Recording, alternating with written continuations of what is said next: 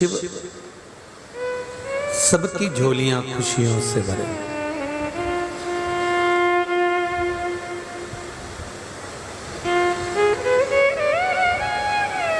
हमारा किया गया भजन, हमारा किया गया स्मरण, हमारा किया गया कीर्तन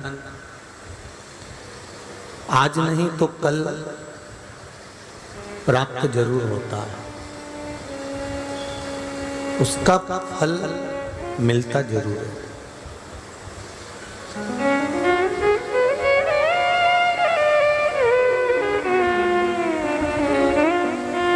बस एक बात अपने जीवन में उतार कर रखना कि निर्मल मन सो मोहि पावा, मोहि छल छिद्र कपट ना गावा। भगवान को कोई कपट से, छल से, बेईमानी से, प्रपंच से प्राप्त करने की अगर कोशिश करेंगे तो भगवान मिलता नहीं।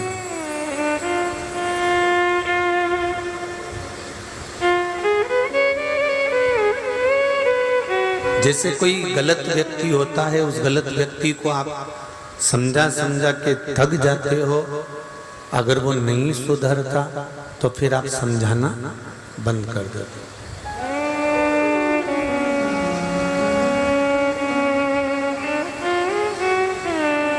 और नियम भी यही है।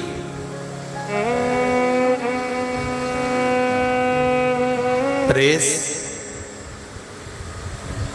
अगर बहुत ज्यादा गर्म हो गई है, प्रेस बहुत तप चुकी है, बहुत गर्म हो चुकी है, तो शिव महापुराण की कथा कहती है और लौकिक जीवन का सार कहता है कि उस प्रेस को जिस कपड़े पे रखोगे वो कपड़े को जला देगा।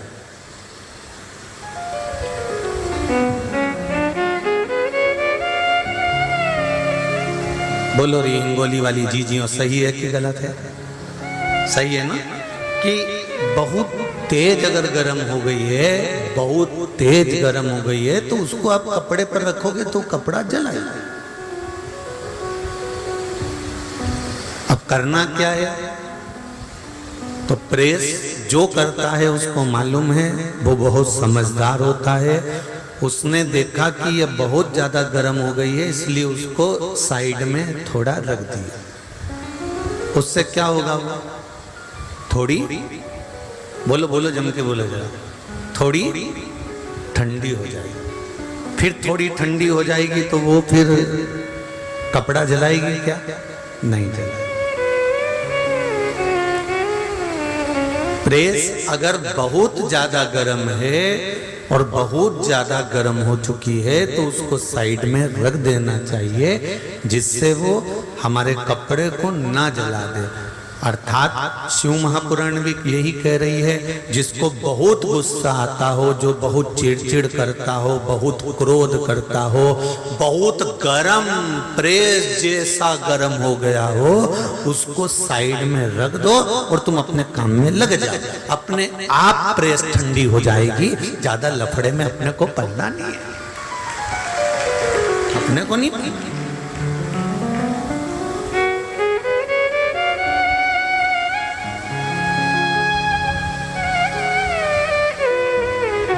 और यदि वो प्रेस बहुत गर्म है और तुम उससे कपड़े पर प्रेस करना चाहोगे, या जरा सा तुमने कुछ करा और तुम्हें चोट गई या कपड़े को चोट गई, तो फिर तो जलना पड़ेगा।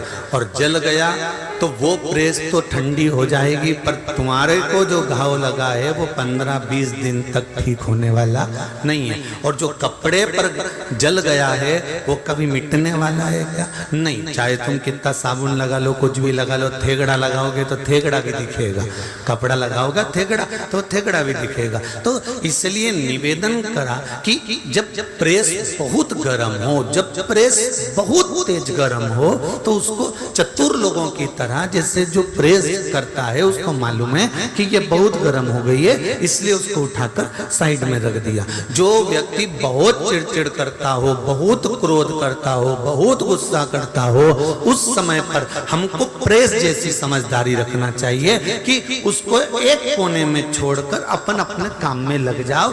थोड़ी देर बाद जब वो ठंडी हो जाए उसके बाद में उठा के फिर भले तुम प्रेस कर लो, फिर भले तुम अपना काम करवा लो। उसके बाद तुम बोलोगे कि दूध की थैली ले आओ तो ले आएगा, पर गुस्से में तुमने कह दिया तो फिर वो दिक्कत कर जाएगा। फिर तो वो जल गए तो फिर जल गए।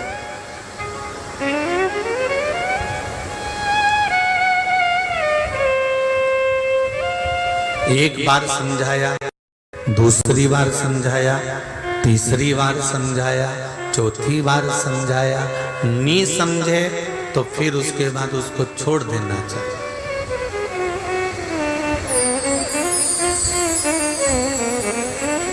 कोई गलत व्यक्ति होता है ना, जिसका काम गलत करने का होता है, उसको कितना भी समझा लो, फिर हमारे यहाँ एक देसी भाषा में कहते हैं कि लातों के भूत वारे हिंगोली वालों।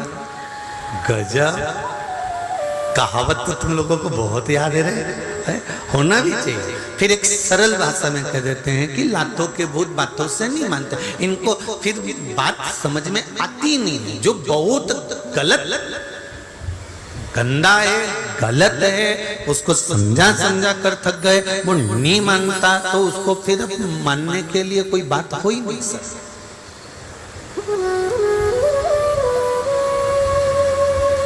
पहले रेलवे स्टेशन पे वजन तोलने की मशीन लगी होती थी। किस किस ने तुलवाया वजन, जरा हाथ ऊंचा करो। पहले की बात बता रहे, रेलवे स्टेशन पे वजन तोलने की मशीन होती थी। उसमें एक सिक्का जो होता था ना, वो सिक्का डालते थे और मशीन पे खड़े होके जैसे ही सिक्का डाला और उस सिक्के को डालते से कितना बड़ा कागज का टुकड़ा निकल के आ गया और उसमें लिखा होता था 40 किलो, 42 किलो, 50 किलो, 60 किलो, जितने किलो के अपन है उतने किलो के लिखा था। बोलो रे भैया, सही है कि गलत है? भाई लोग भी बोले सही है ना, कि वो एक का सिक्का डाला और तुम्हारा वजन 50 kilo, 40 kilo, 30 kilo, 32 kilo, 60 kilo लिखा हुआ बाहर। अब तुमने सोचा बेचारे रेलवे स्टेशन वालों ने, बेचारा किसी गरीब ने ये वजन तोलने की मशीन रखी है, एक काम करता हूं इसमें मैं 100 रुपए डाल देता हूं तो बेचारे का भला हो जाएगा। अब तुमने वो 100 रुपए डाले तो वो वजन की पर्ची बाहर आई गया। बोलते जाओ जमते नहीं।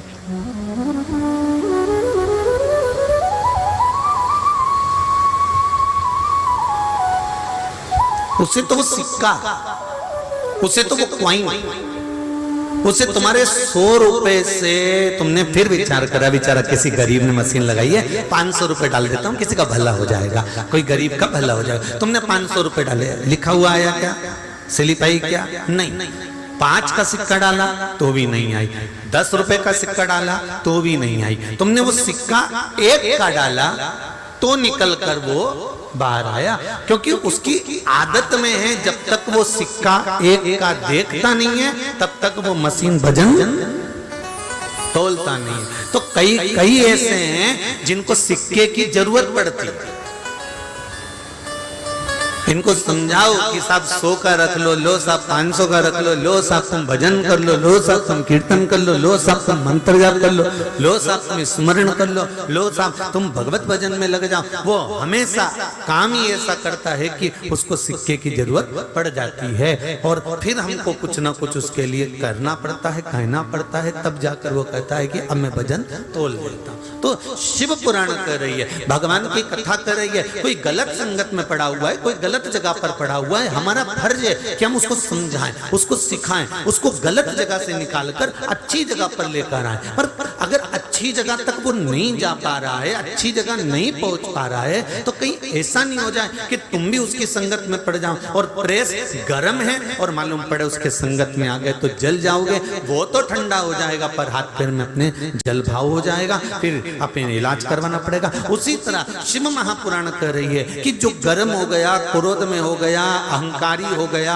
कामी हो गया, लोभी हो गया, वासनावान हो गया, जो तृष्णावान हो गया, जो अभिमत्ता ममता में चूर हो गया, जिसका अभिमान, जिसका अहंकार, जिसका काम, जिसके लोभ, जिसकी आसक्ति, जिसकी वासना, जिसकी तृष्णा बहुत मात्रा में हो गई, तो शिव पुराण कहती है ऐसी प्रेस से थोड़ी दूर हो जाने में तुम्हारा फायदा है, और वो ठंडी होगी, और उसको ठंडा करने वाला वो परमात्मा बैठा हुआ है, उसको कोई दूसरा ठंडा नहीं कर सकता।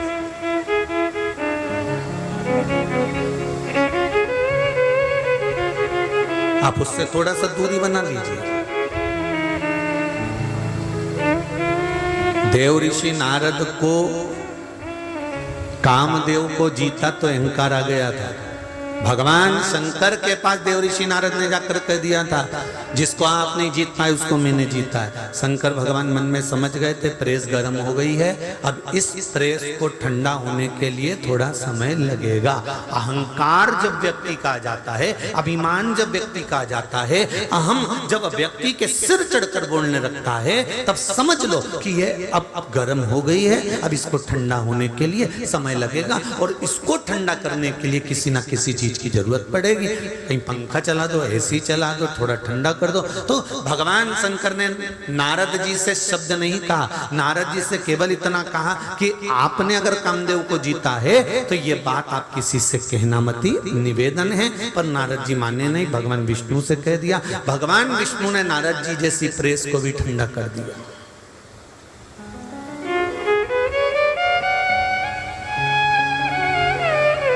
जो अहंकार में फूल जाता है, जो काम, लोभ, वासना, अहंकार, तृष्णा में पड़ जाता है,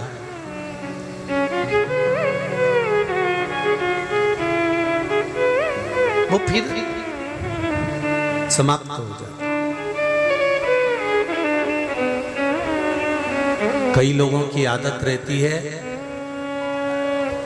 डॉक्टर को बिना दिखाए मेडिकल से दवाई लाए और खा ली।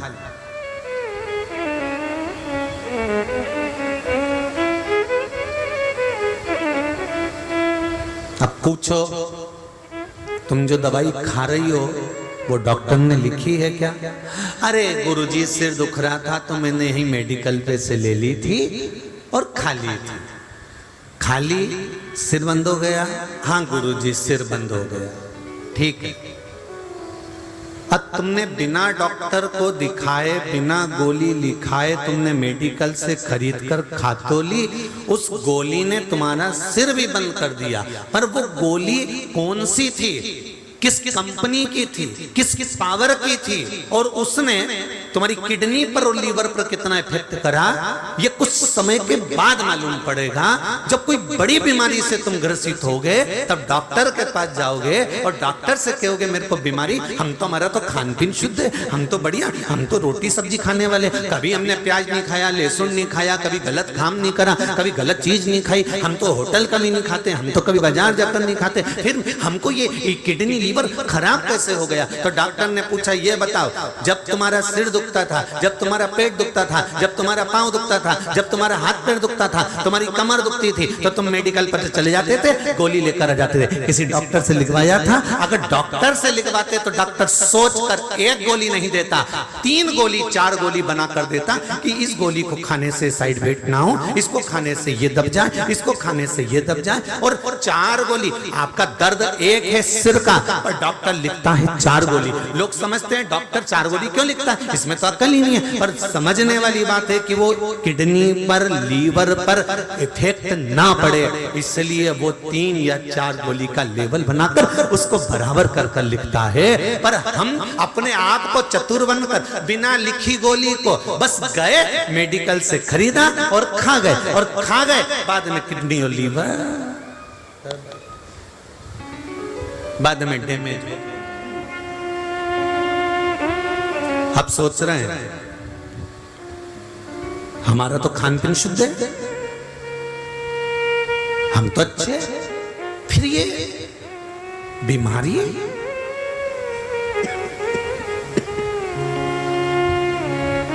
जब हमारा खान पीन शुद्ध है, जब हमारा भोजन शुद्ध है, तो फिर ये बीमारी आई तो आई कहां से?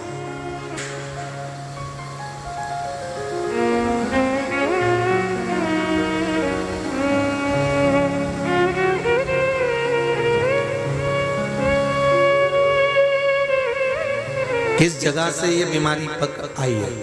तो कहा इसने बिना डॉक्टर के लिखे हुए गोली को खा लिया।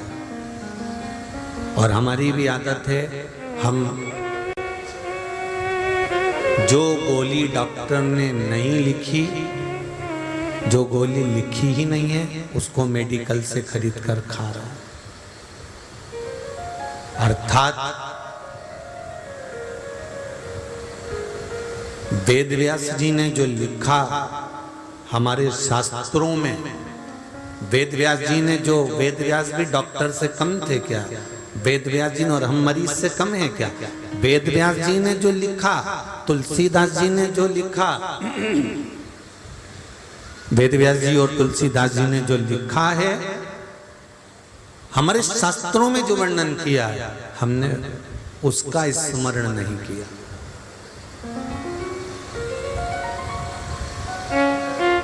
हमने तो अपनी मर्जी से, अपने आनंद के साथ, अपने सुख के साथ में, अपने आनंद के साथ में, जो सनातन धर्म के देवी देवता हैं, जो सनातन धर्म का आनंद देने वाले हैं, उनको भूलकर किसी अन्य मेडिकल पे गए और वहां से कुछ लिया है, दूसरे धर्म में प्रवेश कर गए और उस धर्म में प्रवेश कर कर तुमने सोच तो लिया कि हमको फायदा हो गया, पर शास्त्र कहता है ये सनातन धर्म से अगर हटकर करा है, वेद व्यास जी ने लिखा ही नहीं और तुमने वो गोली खा ली, तो उसका कोई मतलब नहीं,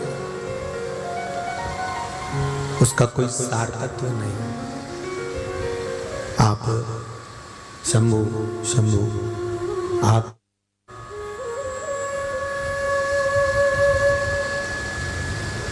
हमारे यहाँ रामचरितमानस, गीता जी, भागवत जी, शिव पुराण,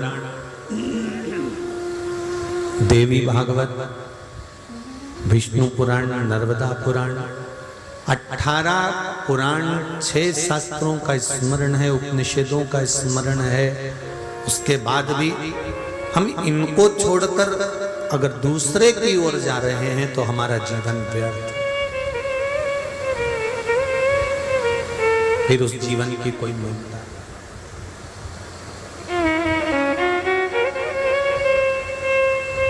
मैंने तेरे ही भरोसे ओ बाबा, तेरे ही भरोसे हवा बिच उड़ती जाऊंगी, बाबा डोर हथों छठी कटी जाऊंगी, भोले में तेरी पतन, शंभो में तेरी पतन। हे बाबा, हे शिव, हे उघड़दानी, हे त्रिकालदर्शी, हे कैलाशी, हे अविनाशी, हे शंकर, करुणा करने वाला, आपकी कृपा चाहिए। देवऋषि नारद का अहंकार भगवान शिव के सामने बोला, शंकर जी ने भगवान विष्णु को इशारा कर दिया, भगवान विष्णु ने देवऋषि नारद के अहंकार को तोड़ दिया। प्रेस को ठंडा करने के लिए तुम्हारी जरूरत नहीं पड़ेगी, केवल ऐसी चालू कर दो, पंखा चालू कर दो, प्रेस को थोड़ी देर रख दो, वो ठंडी हो जाएगी।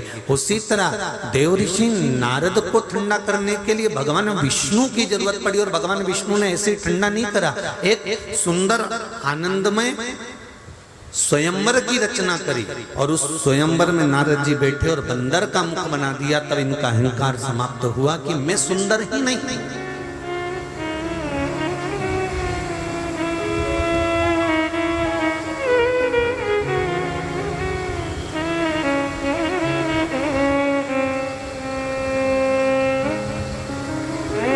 ये बहुत बड़ी बीमारी है, अभिमान।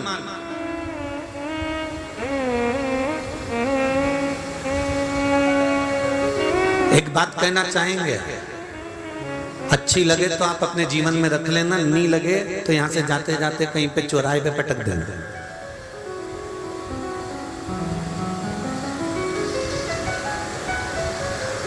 अच्छी लगे तो रख लो। हम तो सीधी सीधी बात कहते हैं, कथा में भी मन लगे तो बैठो, नहीं तो इतनी सारी बात, चौराहे से लेके यहाँ तक मंडी में दुकान ही दुकान लगी हुई है और तुम्हारे पर्स में पैसा है, चाट खाओ और अपने घर पे जाके प्राण खाओ। यहाँ काय है? मन लगे तो कथा में बैठो, नहीं लगे उठाया चल दी।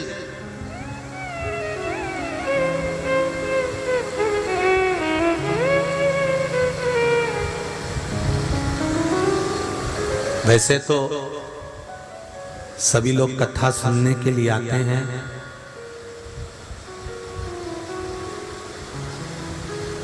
इतनी संख्या में आप लोग आ रहे हैं। ब्राह्मण लोग बता रहे थे कि सवेरे हम लोग 8 बजे जब पूजन कराने आते हैं, और जो जजमान बैठते हैं पूजन में उनको भी मालूम होगा, केवल इस केबिन से वो केबिन तक खाली रहता है, उसके बाद पूरा पंडाल सवेरे 8:30 बजे भर चुका होता है।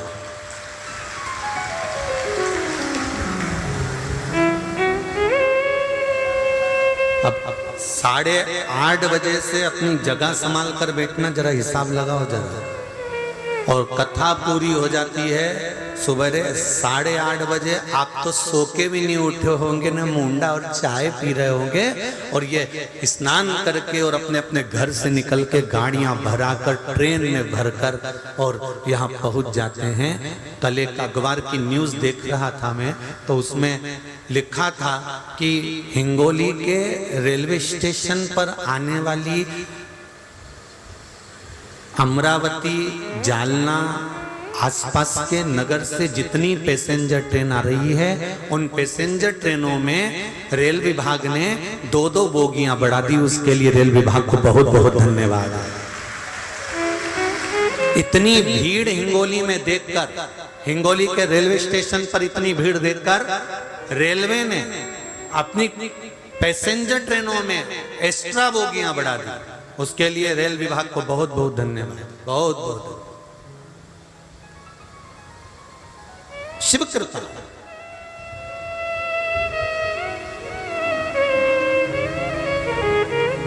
कितनी आस लेकर, कितना विश्वास लेकर, कितना भरोसा लेकर। और हम आपसे भी कहेंगे, यहां से जब जाया करो, यहाँ से तुम जाओ, जो ट्रेन से आए हैं वो अपने हिसाब से, जो गाड़ियों से आए हैं अपने हिसाब से। हम रोज प्रतिदिन इस व्यास पीठ से, हमने परली बैजनाथ में ये बात बार बार नहीं बोली, पर 2 दिन से आपने सुना होगा, इस व्यास पीठ से 2 दिन से कथा छूटने पर कहते हैं कि अपनी गाड़ी धीरे से निकालना, अपनी गाड़ी धीरे से ले जाना। बोलो, बोलते कि नहीं बोलते? तो हो सकता है मेरा शंकर इस वाणी से निकलवा रहा है, मेरा शिव इस वाणी से निकलवा रहा है। 2 दिन ये बात हमने परली बैजनाथ में एक बार भी नहीं बोली कि अपनी गाड़ी धीरे निकालना, अपनी गाड़ी धीरे चलाना, अपनी गाड़ी को स्लो चलाना, धीरे से निकालना। ये बात हमने परली बैजनाथ की एक दिन भी कथा में नहीं बोली। पर इस व्यासपीठ से पीछे बैठा हुआ मेरा देवाधिदेव महादेव किसी कारण से निकलवा रहा होगा, इसलिए बारंबार 2 दिन से लगातार कह रहे हैं कि अपनी गाड़ी स्लो चलाओ, आराम से निकालो, धीरे से निकालो। कारण क्या है? शंकर जी क्यों व्यासपीठ से निकलवा रहा है, ये शिव ही जान सकता है और शंकर ही जान सकता है। अब उस पर तुम नहीं अमल करो तो उसके बाद तुम्हारी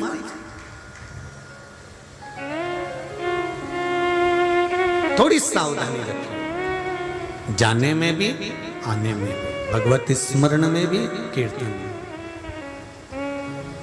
आपका किया गया भजन, स्मरण, कीर्तन, मंत्र जाप सुख दे, उससे बढ़कर कोई आनंद नहीं।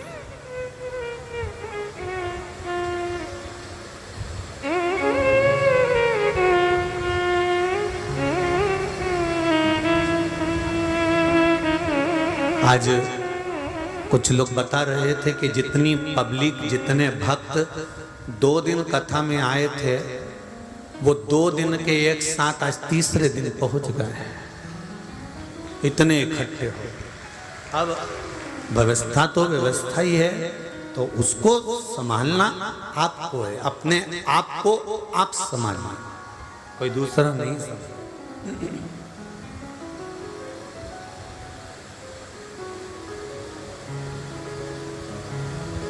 महाराज नारद जी का अभिमान, नारद जी का अहंकार भगवान विष्णु ने तोड़ दिया।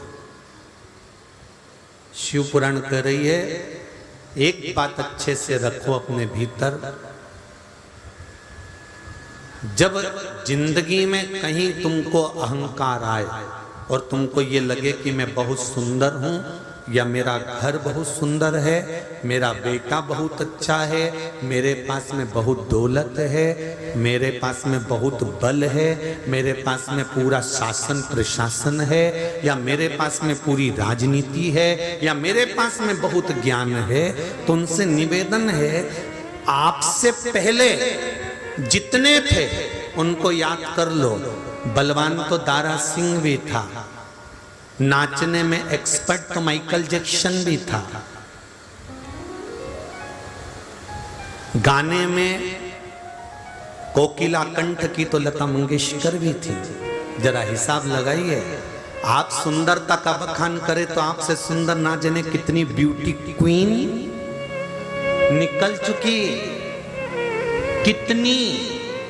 आपको अगर अभिमान लगे तो एक बार जरा झांक कर देखना कि जिनके पास में करोड़ों की दौलत थी उनको भी छोड़कर जाना पड़ा है, तो हम किस चीज का अभिमान करें? ये तो सब छूटने वाली है। इसलिए उस परमात्मा को याद कर कर अभिमान नहीं करना, हमको धन्यवाद देना है कि तूने घर दिया, तूने परिवार दिया, तूने कुटुंब दिया, तूने कबीला दिया, तूने शरीर दिया, ये तुझे धन्यवाद है। हमें परमात्मा को रोज प्रतिदिन धन्यवाद देना है कि माता के गर्भ में थे, अगर तू जन्म देते देते एक आध आंख निपटा देता तो क्या मैं झगड़ा करने ऊपर आता, या हाथ पैर तोड़कर भेज देता तो क्या मैं झगड़ा करने आता? पर तेरी कृपा है कि मेरी इंद्रियां, पूरा शरीर ठीक है, ये तेरी कृपा है। अच्छे घर में जन्म दिया, ये तेरी कृपा है। अच्छे घर में विवाह करवा दिया, ये तेरी कृपा है। मुझे अच्छे बच्चे दिए, ये तेरी कृपा है। तूने काम धंधा दिया, ये तेरी कृपा है। मुझे अपने घर में रखा है, ये तेरी कृपा है। मुझे अच्छे कुल में भेज दिया,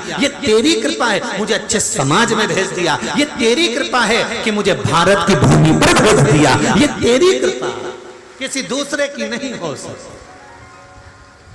अमेरिका में पैदा हो जाते और मरने के बाद लिखा होता डेड बॉडी एक्सपायर, और उस पे लिखा होता एक्सपायर डेट, इतनी तारीख को मरे। जैसे अपने यहां लिखते हैं ना, कोई मर जाता है तो जन्म तारीख इतनी, मृत्यु तारीख इतनी, नीचे लिख देते हैं उनके फोटो पे कि जिससे याद बनी रहे।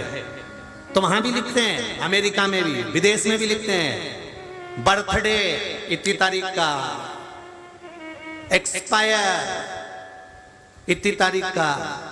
पर भारत की भूमि पर एक मदिरा के नशे में डूबने वाला हो, चाहे पापी से पापी व्यक्ति हो, चाहे उसने यहाँ जन्म लेने के बाद गंदे से गंदा काम करा हो, उसके बाद भी उसके मरने पर लिखा रहता है स्वर्गवासी।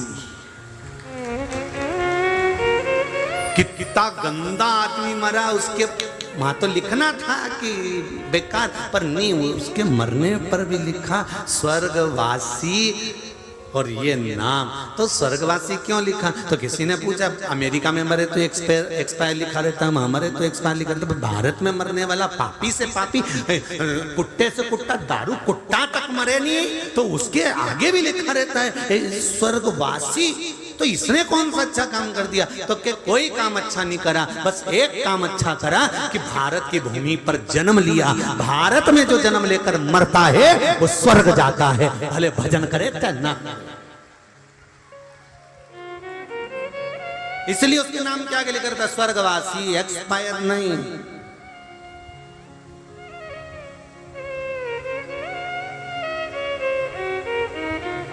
अगर अभिमान आए, थोड़ा सा अहंकार आ जाए, थोड़ी सी अभिमतता आ जाए, थोड़ा धन का वैभव का अभिमान आ जाए, थोड़ी काया का अभिमान आ जाए, तो देख लेना दूसरों को भी एक बार क्या स्थिति है, अच्छे से देख लेना। या फिर जो पुराने पहले के जो हीरो हीरोइन हैं कितने सुंदर दिखते थे, अब उनको देखना कुर्सी पे बिठाने के लिए भी तो आदमी उठा के धरते हैं।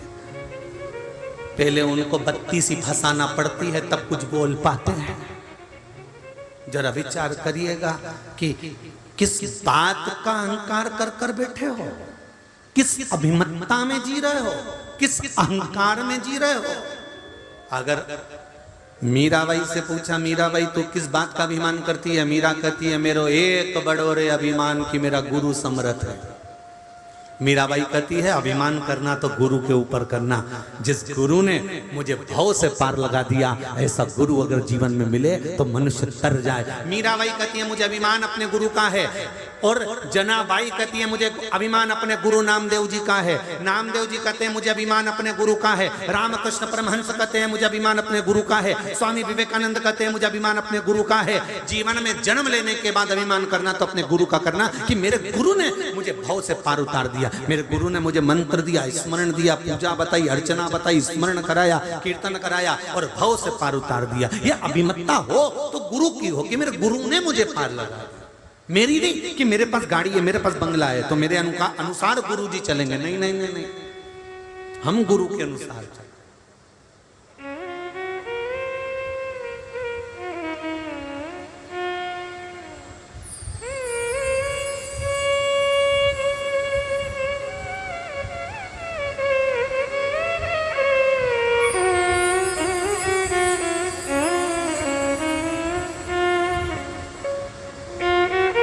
अर्ली बैजनाथ में सोमानी जी के यहाँ पर कोई मिलने आया था, तो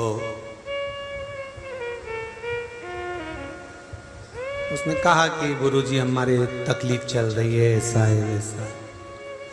हमने कहा कितने भाई हैं? हम 4 भाई हैं। अच्छा,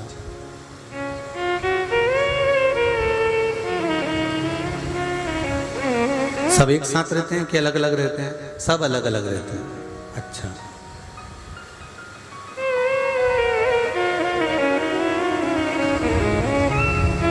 मम्मी पापा किसके साथ रहते हैं?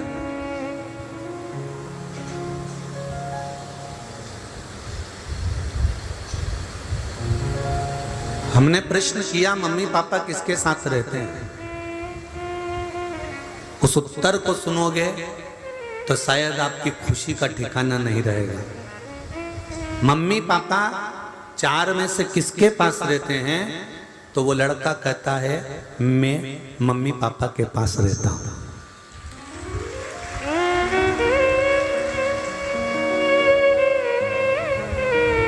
उस शब्द को देखिए, बेटा माँ बाप को नहीं रख रहा है, माँ बाप बेटे को रख रहे हैं। घर में बुजुर्ग माता पिता जब तक रहें तब तक तुम्हारे मुख पर यह शब्द नहीं आना चाहिए कि मैं अपने माँ बाप को रख रहा हूं। नहीं, मेरे माँ बाप ने मुझे पाल पोस कर बड़ा करा, वो मुझे रख रहे हैं। ये सारी उनकी स्माइल की दौलत है, ये सारी उनकी स्माइल की दौलत है। घर में बुजुर्ग स्माइल देता है तो बेटे की 4 मंजिल की बिल्डिंग खड़ी हो जाती है। घर में बुजुर्ग स्माइल देता है तो बेटे की गाड़ी आ जाती है। घर में बुजुर्ग स्माइल देता है तो बहू की संतान से गोद भर जाती है। घर में बुजुर्ग स्माइल देता है तो घर में खुशियां आ जाती है। और जिस घर में बुजुर्ग की आंखों में आंसू आ जाते हैं उसको नष्ट होने में ज्यादा साल नहीं लगते, नीचे आ जाता है, डाउन।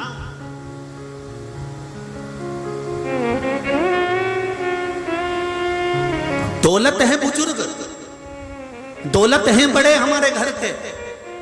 कई लोग कहते हैं हमारी मम्मी पक्षपात करती है, हमारे पिताजी पक्षपात करते हैं, वो हमको अपशब्द कहते हैं, वो हमको गाली देते हैं। पक्षपात करते हैं ना, हो सकता है सोने को जितना तपाया जाता है उतना निखार आता है। सुनार उसको कूटता है, पीटता है, तपाता है, फूकनी से फूक मारकर उसको जलाता है, काला तक कर देता है। पर सुनार को मालूम है कि मैं अभी पीटूंगा, अभी मारूंगा, अभी इसको तारूंगा, जब ये बिकेगा बाजार में तो इसकी कीमत बढ़ जाएगी। एक मार्बल का टुकड़ा मंदिर में फर्श में लगता है, तुम्हारे यहीं के मंदिर में जाकर देखना, कहीं के भी पत्थर में भी मार्बल पांव के के नीचे भी मार्बल लगा है। और जो मूर्ति भगवान नारायण की, लक्ष्मी की, विष्णु की, दत्त की जो मूर्ति सामने है वो भी मार्बल की है। बोलो सही है कि गलत है? मार्बल जमीन में भी लगा, मार्बल मूर्ति में भी लगा।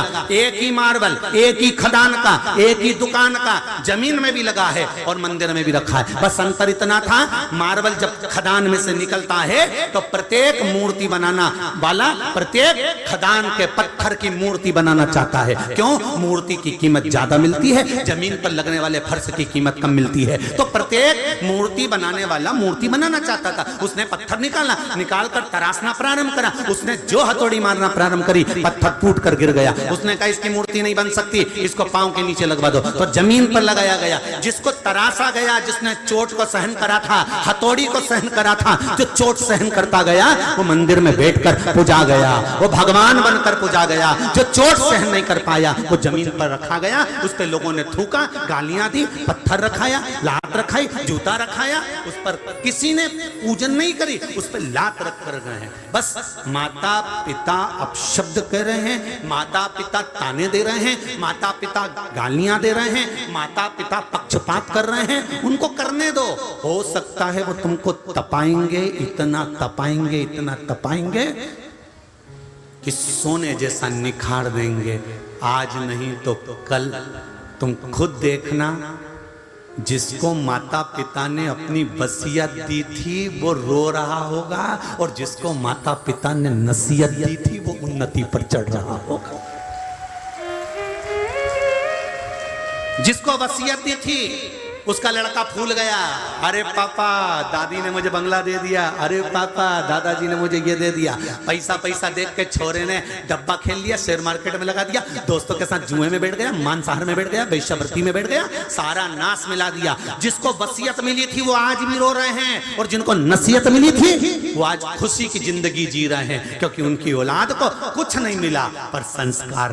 दादी की सेवा करना, पापा दादी तो मुझे पूछती तक नहीं, कोई बात नहीं, पानी पिला कर आ, दवाई दे कर आ, जा डॉक्टर को दिखाया। पापा तो ताऊ जी का लड़का भी तो है, उसके पास तो गाड़ी है, अपन क्यों जा? बेटा माँ है ना, दादी है ना, अपने पास कुछ नहीं ना, जा साइकिल पे बिठा कर ले जा, जा गोदी में उठा कर ले जा, जा दादी को दिखा कर आ, जा दादाजी का हाथ पकड़ कर जा। उसने इनको नसीहत दी है, और वो नसीहत इतनी फली कि ऐसी मंडी में उनका व्यापार आज भी चल रहा होगा। जिनको नसीहत मिली वो आज भी ठाठ से जी रहा होगा, और जिनको वसीयत मिली, प्रॉपर्टी मिली, जमीन मिली, जायदाद मिली, मालूम पड़े कर्जे में इतने लदालू हो गए कि सब बेच कर जाना पड़ा होगा, दूसरे गांव में जाकर शिफ्ट होना पड़ा होगा। अंतर है नसीहत और वसीयत में। थोड़ा जरूर तुम्हें सियोर वाले महाराज की बात बुरी लगती होगी, लग जाए, उसमें कोई दिक्कत वाली बात नहीं है। अगली बार हिंगोली मत बुलाना, हम जबरदस्ती आ जाएंगे, उसमें कोई टेंशन नहीं, उसमें चिंता मत करो। पर सुधार के थोड़ी बहुत तो अपनी जिंदगी में, वो कहते हैं ना 300 ग्राम खाना खाओ तो 30 बूंद खून बनता है। कितना? जम के बोलो, 30 बूंद खून। 200 ग्राम खाना खाओगे 20 बूंद खून बनता है। तो कहा इतना सारा खाया था, वो गया कहाँ? तो कि जो खाया था वो तो भ्रष्टा में चले गया, वो तो गंदगी में चले गया। बचा कितना? कि 30 बूंद खून बचा, 30 बूंद खून बचा। अब 30 बूंद खून में से भी 1 बूंद खून तुम्हें ताकत देता है, जिससे तुम्हें एनर्जी मिलती है और तुम चल फिर सकते हो। तो 300 ग्राम खाने से 30 बूंद खून बना, 30 बूंद खून से 1 बूंद ताकत बनी, और वो ताकत तुमको चलाती है। उसी तरह 3 घंटे की कथा में से 3 मिनट की कथा समझ आई। 3 मिनट की कथा में से 1 मिनट की भी अगर यहां लग गई तो जिंदगी सवर गई। बस हो गया कल्याण। 1 मिनट की भी अगर लग गई, बस बहुत लगन तुमसे लगा बैठे जो होगा देखा जाए। 1 मिनट की भी अगर लग गई तो बहुत बहुत। और कई लोग कही देते हैं बात बात में, अब तो दिल में लग गई रे बाबा। जब भाइयों का झगड़ा हो या परिवार में झगड़ा हो तो कहते हैं हमारे दिल में लग गई, अब तो मैं बिल्कुल बात ही नहीं करूंगा। क्यों रे, तुम्हारे दिल में लगे तो तुम बात बंद कर दो। यहाँ हमें इतनी पत्थर मार के किए तो तुम क्यों नहीं फिर भजन कर लो। किन्नी महाराज ने दिल में लगा दी, अब तो मंदिर जाऊंगा, चाहे कुछ भी हो जाए तो कीर्तन करूंगा।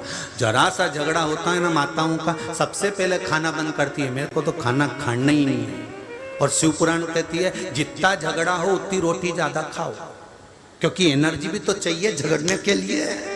बोल तो जरा, तो बल कहां से लाओगे? इसलिए झगड़ा जितना ज्यादा हो, रोटी, नारियल पानी, सूप, जूस अच्छे से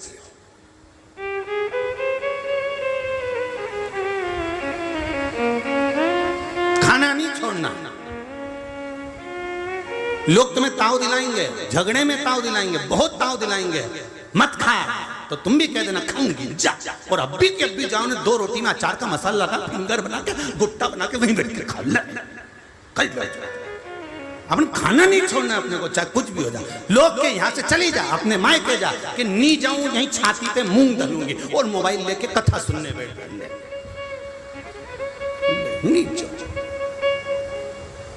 क्यों जाए?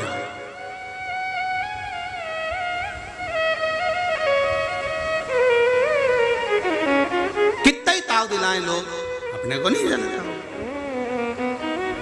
अपने को तो भजन, देव ऋषि नारद का अभिमान इतना हो गया था कि देव ऋषि नारद को भगवान विष्णु ने अभिमान को तोड़ दिया। वही नारद ने पार्वती जी को ज्ञान उपदेश दिया था, वही नारद जी ने बाल्यावस्था में नारद जी ने पार्वती को ज्ञान दिया था, समझाया था पार्वती अगर हिमालय राज तुम्हारी बेटी शिव की आराधना करेगी तो शंकर इसको मिल जाएंगे। पार्वती जी ने तब साधना करी पर शिव नहीं मिले, नहीं मिले, शंकर नहीं मिले।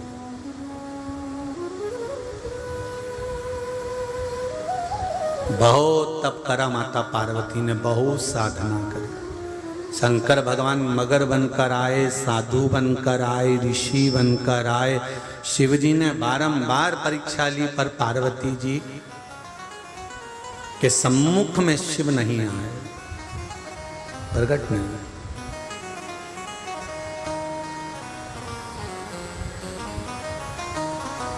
शिव सम्मुख नहीं आए।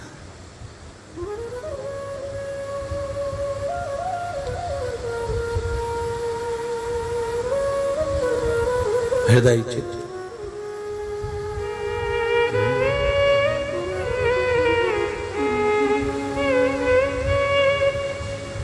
भगवान शंकर को बारंबार पार्वती जी ने पुकारा,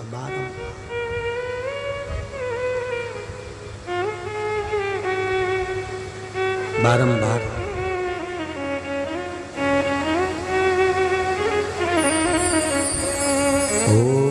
काशी के भोलेनाथ मने थारी याद सतावे रे,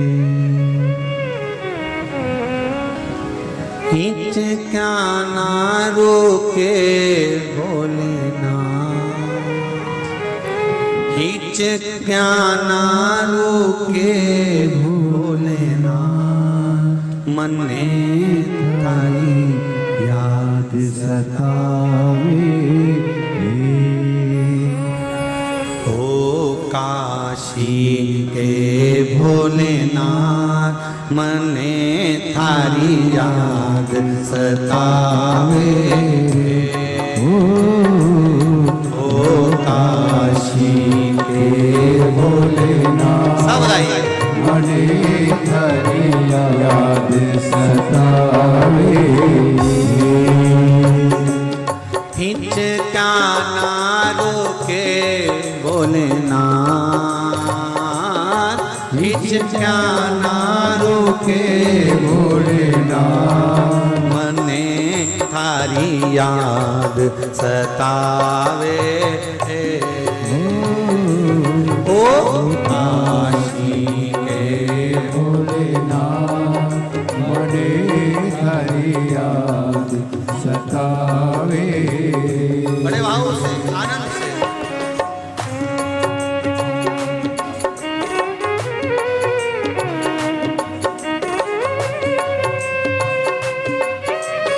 हरि बोल।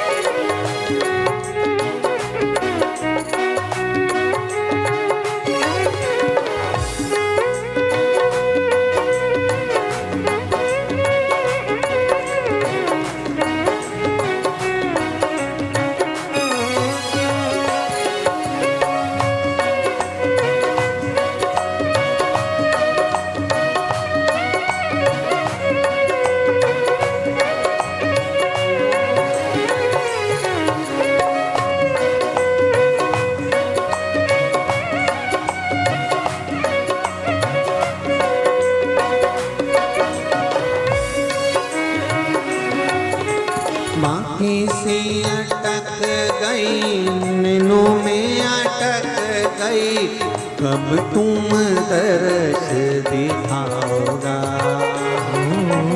आँखी सी लटक गई, नैनों में अटक गई, कब तुम दर्श दिखाओ। आँखी सी लटक गई, नैनों में अटक गई, कब तुम दर्श दिखाओगा। आँखी सी लटक गई, नैनों में अटक गई, कब तुम दर्श दिखाओगा। गिरना बंधे रे भोलेनाथ, अब गिरना बंधे रे भोलेनाथ, मने थारी याद सतावे। ओ काशी में भोलेनाथ, मने थारी याद सतावे। ओ काशी के भोलेनाथ, मने थारी याद सतावे। ओ काशी के भोलेनाथ, मने थारी याद सतावे। खींच क्या ना रोके भोलेनाथ, के प्यारा रुके भोलेनाथ, खींच क्या ना रोके भोलेनाथ, के प्यारा रुके भोलेनाथ। मन में थारी याद सतावे। ओ काशी के भोलेनाथ, मने थारी याद सतावे। आओ आओ जी म्हारा भोलानाथ, आओ आओ जी मारा भोलानाथ, आओ आओ जी म्हारा भोलानाथ, आओ आओ जी मारा भोलानाथ। मन में थारी याद सतावे। ओ काशी के भोलानाथ, मने थारी याद सतावे। जय हो। हरि बोल।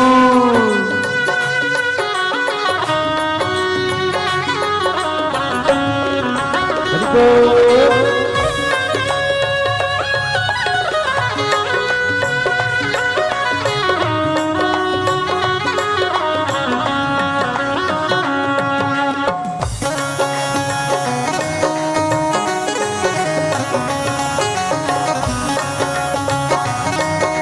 थारी याद सतावे। मने थारी याद सतावे।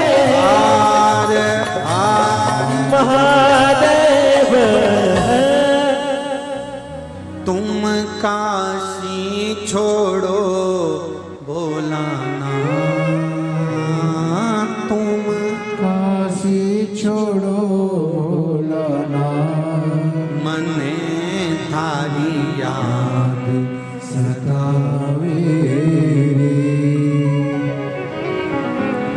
मेरे दुखड़े मिटाओ भोलानाथ, मेरे दुखड़े मिटाओ भोलानाथ, मने थारी याद सतावे। भगवान शिव से किया गया निवेदन, अनुमोदन, प्रार्थना चित्त को आनंद प्रदान करने वाली, चित्त से आनंद से भगवान की भक्ति जो करी जाती है उसका सुख ही दूसरा। शिव महापुराण के मूल मंत्र का स्मरण करेंगे, बाबा से अपने दिल की बात कहेंगे। पहले भी कथा में कहा, जब शिव महापुराण का मूल मंत्र श्री शिवाय नमस्तुभ्यम बोला जाए, आप भी बाबा से कहकर अपने दिल की बात उससे कह दो कि मेरा ये बाबा भाव है, आप पूर्ण करिए, सुनेगा। श्री शिवाय नमस्तुभ्यम, श्री शिवाय नमस्तुभ्यम, श्री शिवाय नमस्तुभ्यम,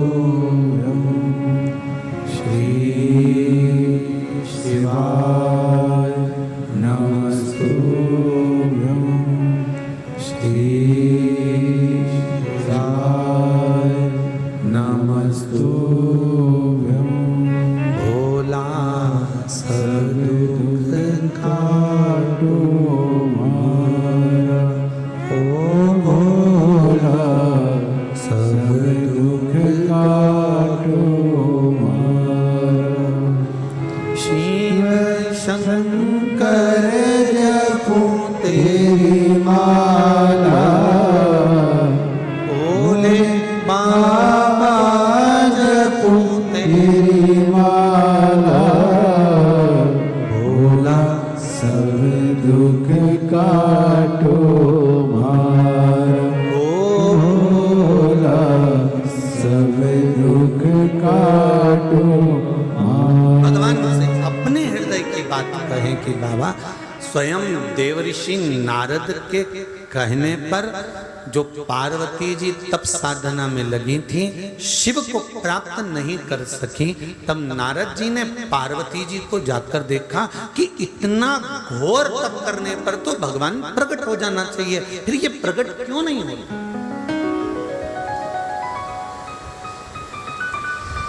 आप आए नहीं और सुबह हो गई, मेरी पूजा की थाली धरी की धरी रही।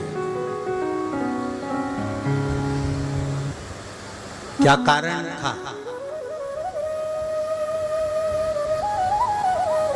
मेरी पूजा में कौन सी कमी रह गई? क्या कमी है मेरी पूजन में जो आप आए नहीं? क्या कारण था जो मेरा देव अधिदेव महादेव आप जल चढ़ा रहे तो भी प्रसन्न नहीं हो रहा, पशुपति व्रत करे तो भी प्रसन्न नहीं हो रहा, बेलपत्री चढ़ाए तो भी प्रसन्न नहीं हो रहा? उसका कारण क्या है? दुनिया के लोग एक लोटा जल चढ़ाए और कार्य हो गया और मेरा कार्य नहीं हुआ, समझ लेना फाइल थोड़ी सी मोटी है, इसलिए शिव जी को भी छुपाने में थोड़ा समय लगेगा, थोड़ा देरी लग सकती है, पर होगा जरूर। छोड़ना नहीं शंकर का, उसका मंदिर मत छोड़ो, उसका द्वार मत छोड़ो।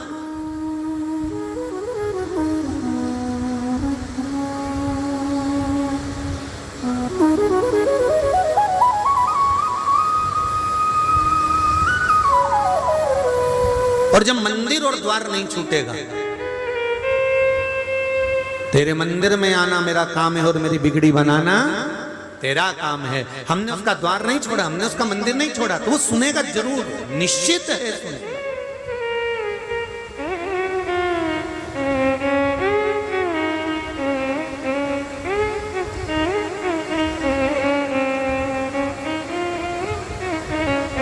जाना है।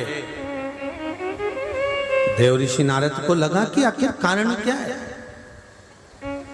नारद जी पार्वती जी को देखकर तुरंत वहां से सीधे ब्रह्मा जी के पास गए, क्योंकि जब मन में कोई भाव उत्पन्न हो, मन में यदि कोई तकलीफ उत्पन्न हो, मंदिर में मन के अंदर अगर कोई कष्ट उत्पन्न हो रहा है, मन के अंदर कोई भाव उत्पन्न हो रहा है, तो सबसे पहले अपने माता पिता से जाकर करो।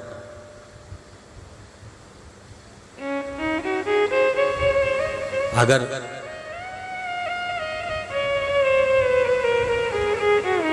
वैज्ञानिक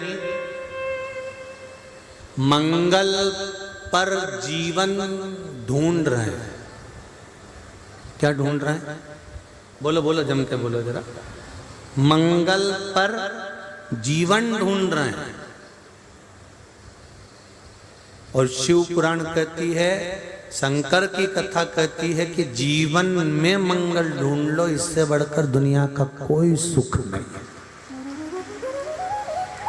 मंगल पर तुम कब जाओगे, कब रहोगे और कब तुम्हारा जीवन जियोगे, मां प्लाट खरीदोगे और फेंसिंग कराओगे और वाटर कूलर लगाओगे और एसी लगाओगे, इसका पता नहीं है। मंगल पर जीवन ढूंढने से पहले जीवन में मंगल ढूंढिए कि अपने जो जीवन चल रहा है, कितना छोटा सा जीवन है साहब, कितना छोटा सा। 100 साल की जिंदगी में 50 साल तो सोने में निकल जाएगा। कितने साल बोलते आओ जरा? 100 साल की जिंदगी में 50 साल सोने में निकल गए। 50 साल रात, 50 साल दिन, तो रात को सोने में निकल गए। 50 में से 25 साल तो तुम्हारे बचपन में निकल गए और जवानी में निकल गए। कितने बच्चे री जी बोलते जाओ जरा? 25 में से 10 साल या 15 साल तुम्हारे विवाह हुआ तो घूमना फिरना एंजॉय करना, 10-15 साल दुकान व्यापार व्यवसाय में निकल गए। 15 साल निकल गए, कितना बचा? 10 साल। 10 साल में भी 5 साल तो तुमने छोरा छोरी की शादी करना है, मकान बनाना है, दुकान लेना है, थोड़ा एक आध प्लाट ले लें, मंगल कार्यालय डाल देंगे, एक आध मंडी में दुकान ले लें। 5 साल इसमें निकल, बचे कितने? 5 साल।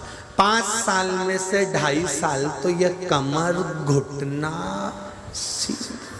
कंधा, हाथ पैर ले ले। बचे कितने? 2.5 साल। 2.5 साल में भी तुमने रो रो के जिंदगी निकाल दी। 24 घंटा कोसना।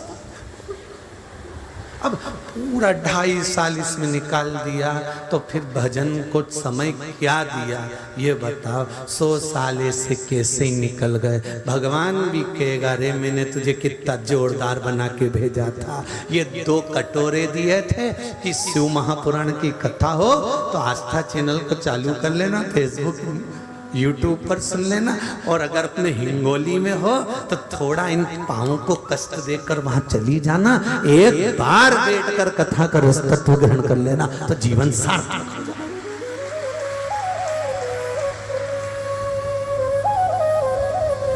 आज कथा में हमारे वो सूरत वाले सोमानी जी भी पहुंचे होंगे। कहाँ बैठे हैं? ठीक है, अच्छा पीछे हो गया। जहां तक कथा में कई शिव महापुराण की कथा ऑनलाइन करवा चुके हैं, कई कथाएं करवा चुके हैं।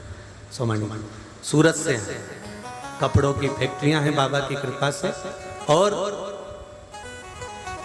दोनों पति पत्नी का नियम है कि कहीं अगर कथा हो रही है 1 दिन 2 दिन के लिए बाबा की कथा, तो हम इनसे पूछते हैं तुम्हारी इतनी फैक्ट्रियां और फैक्ट्री को चला कौन रहा है? तो गुरुजी आप ही ने तो कहा बाबा चलाता रहता है। तो कई बार तो पूरा की पूरा 2 ही बेटे, बहुएं, पोता पोती सब कथा में आके बैठ जाते हैं और फैक्ट्री भोलेनाथ जी चलाते रहते हैं। तो ये तो शिव की उपासना है। शिव